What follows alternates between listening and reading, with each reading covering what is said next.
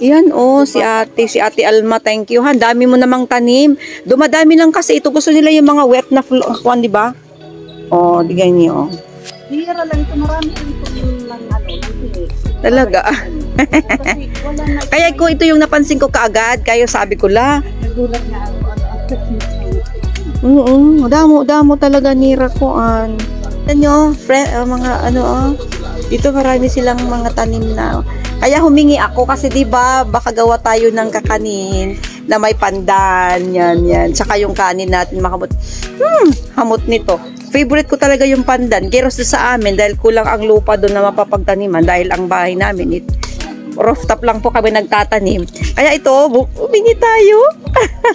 Tuwang-tuwa naman ako, dami nating. Ayan. Ayan si Ate Alma yan. Dami ko ng utang sa kanya. Dagdagan pa natin. Sige pa po, pili pa. Yan, magkatanim lang ako. Kasi ang layo ng dulag para dito pa ako makahingi ng pandan. Mabilis naman ito mabuhay. Sige, salamat. Salamat ng maraming salamat sa pandan, Ate Alma. Natutubigan. Opo. Masarap ka naman. Siguro. Wala, mahirap doon kasi mainit. Di ba? Siguro ate pag may pupunta rito yung pandan mong nakikita.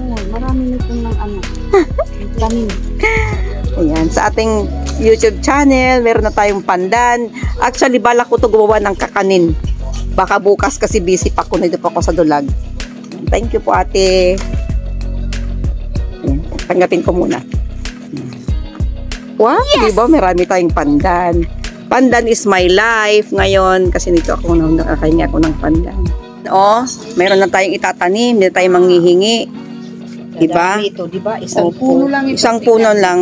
Okay, salamat Ate Alma. Lagyan natin ng cellophane. Thanks po.